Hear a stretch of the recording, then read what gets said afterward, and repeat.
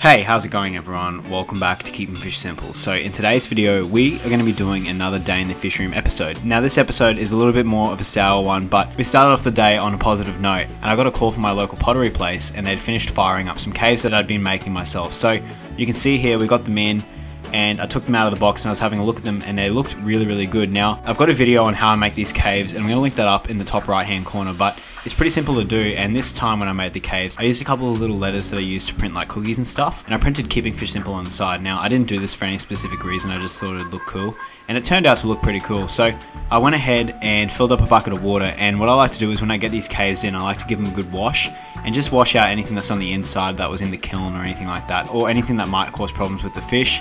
And then after that, I go ahead and add them to the tanks that I want to add them to. So I went ahead and added them to this L134 tank. Now, this tank houses my juvenile L134s that should start breeding next year, and I think I have 7 in this tank. I unfortunately lost one due to a pretty weird reason, and it actually jumped out of the tank. Now, I haven't had that happen before, and that was pretty frustrating and actually quite disappointing. So I've been trying to do a better job of keeping the lid on, but the last fish I thought that would have jumped out of this tank was going to be a pleco. So anyways, that was a little bit annoying, but we added some to that tank. We also added a couple to my L397 tank because I thought these guys might want to breed in this one compared to the ones that they currently have. I also added some to this L201 tank in case I wanted to breed in that one.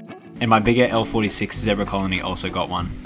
Now, something interesting that happened while I was introducing these caves is you can see here, I don't know if this is a male and a female or 2 males. I'm under the belief it was 2 males. I actually caught these guys sparring after I'd added the new cave, and I think that this is just because they were readjusting who got what cave in the tank.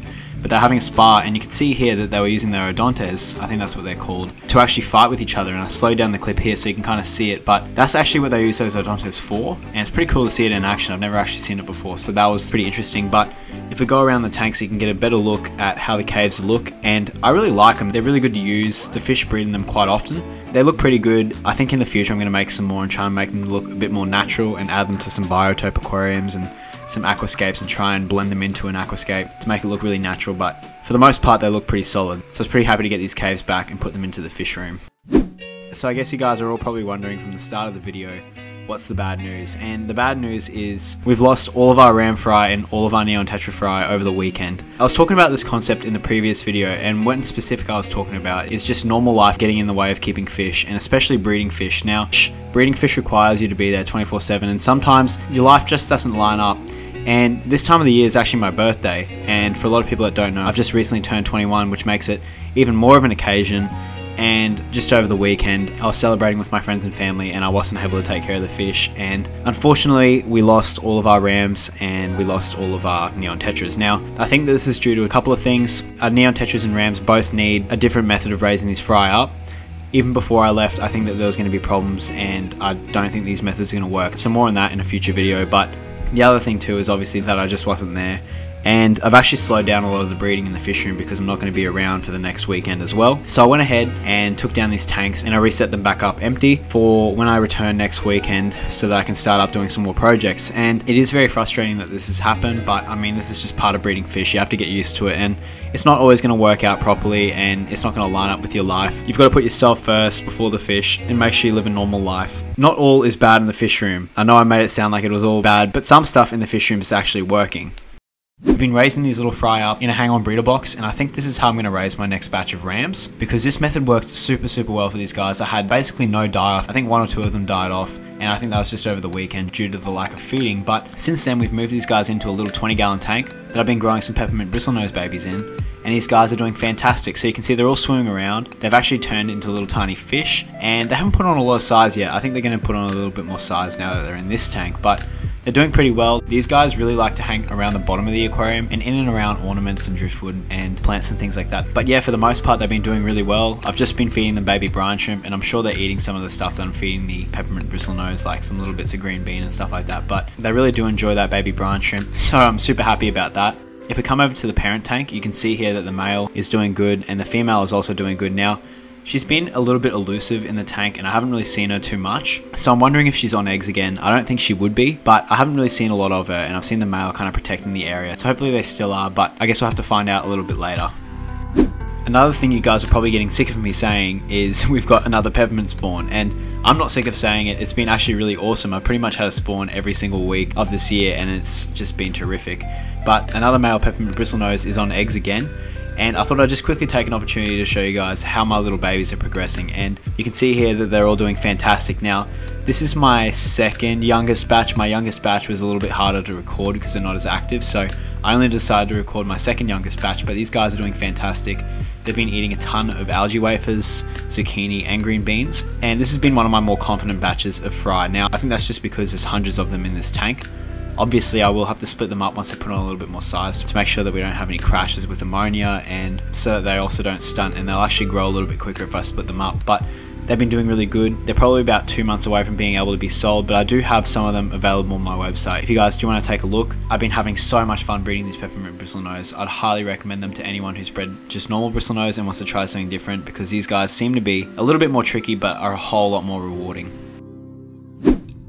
Some more good / bad news is if we come over to this Discus tank, which has my pair of Flora Discus in it. We've got Lemon and Clementine here. If you take a look, these guys are actually on a spawn right now. Now, the reason I'm not really happy about this is because I'm guaranteeing you guys that they're going to eat these eggs. I've had success breeding these guys in the past, and I've actually raised up quite a lot of fry. Not a crazy amount, not thousands, but about 100 of these guys, and they've had 2 or 3, I think 3 successful spawns at this point. So they've just been super unreliable. They haven't been very good parents. They most of the time will eat their eggs, and I think that's maybe due to me walking past the tank and, you know, me not completely focusing on making sure these guys get them up from wrigglers onto free swimmers, and, you know, there's a whole bunch of factors. And that leads me on to my next point about these guys, which is that I can't give them the time and attention that they need anymore, just with all the other projects going on in the fish room. And I think that now that I've kind of bred these guys before and had the satisfaction of doing it, despite not making a lot of content with it, I think for the moment in time it's probably best that I part ways with these guys. Now, I haven't sold them as of yet. I'm looking to sell them, so we'll see what happens if I do end up selling them. But the other thing too with Discus, especially in this fish room, is it might look like I have a lot of grow out space, and I definitely do. Like, I do have a lot of tanks in my fish room, but I just definitely do not have a facility that's meant for Discus. These tanks need to be really, really hot. They have to have really soft water, and I just can't do it properly in the moment in time, and I'm kind of doing the fish a disservice by breeding them and not doing it properly. So we're probably going to stop breeding these guys, and we're going to move on to another project and focus on doing that properly, and let these guys go to a better home and a better owner that's going to give them the attention that they deserve and need. So you might be wondering what projects we're going to be working on. Well, if you guys will remember, a couple of months ago, I was really focusing on breeding a lot of Corydoras, and I did breed quite a few of them. I didn't really get to go too bananas with it. I went pretty hard for a couple of months, and then, like all projects, you kind of just forget about them a little bit, and you just put them on standby. Now, all my adult breeding colonies tanks have just been receiving food, and for the most part, I've just kind of been ignoring them for a bit and just letting them kind of sit there and, you know, enjoy their lives and not really focus on trying to breed them. And since then, their tanks have really overgrown. You can see down here, this is where I keep all my Corydoras. All the tanks have overgrown with duckweed, and the tanks are all just a little bit dark because of that. And, you know, there's some old spawning mops in there that have grown a lot of algae, and we're gonna have to clean these tanks up in a future video. I really want to try and make these tanks look a lot nicer and a lot more natural, and I want to try and breed a lot more of these because I finally started to figure out how to do it properly, and then I kind of just stopped doing it. So I'd like to try and breed them a little bit more intensively, especially because I have a bit more grow out space now that I don't have any Discus in the fish room. So that'll be really good to see. So there'll be some future videos of that coming out that you guys can expect.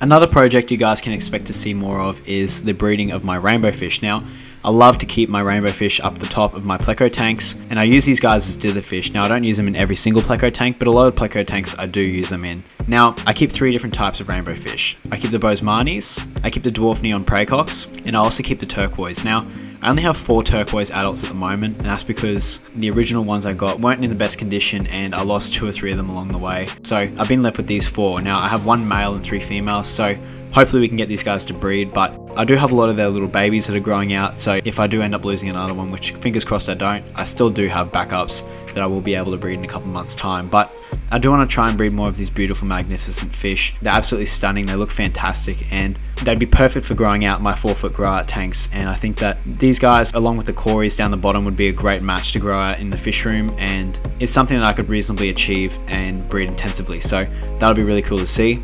I of course also won't be just breeding these 2 fish. I'll be breeding the neon tetras again and giving that another really good go, and a bunch of other things you guys can expect to see that should be really exciting for a lot of you.